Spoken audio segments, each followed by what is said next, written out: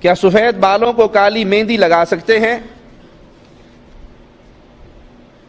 سفید بالوں کو رنگنے کا حکم رسول اللہ صلی اللہ علیہ وسلم نے دیا ہے، لیکن اس کے ساتھ ہی کالے رنگ سے پیارے حبیب علیہ الصلاۃ والسلام نے منع فرمایا۔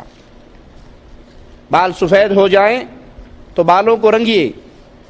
فتح مکہ کے موقع پر رسول اللہ صلی اللہ علیہ وسلم کی خدمت میں سیدنا ابو بکر رضی اللہ عنہ کے والد ابو قحافہ کو لایا گیا تو ان کے بال سفید تھے، تو پیارے حبیب علیہ الصلاۃ والسلام نے اس کو رنگنے کا حکم دیا، لیکن آپ کی احادیث میں، آپ کے فرامین میں یہ حکم ہے کہ کالے رنگ سے، سیاہ رنگ سے بچو۔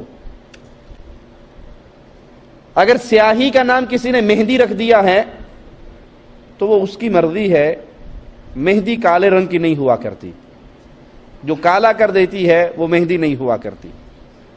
آپ مہندی لگائیے، براؤن کر لیجئے، لیکن جو سیاہ رنگ ہے جس سے 60 55 50 سال کا آدمی 25 30 سال کا لگنے لگ جائے تو یہ دھوکہ دینے والی چیز ہے، یہ جائز نہیں ہے۔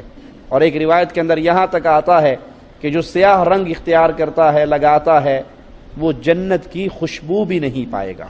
اللہ اس محرومی سے محفوظ رکھے۔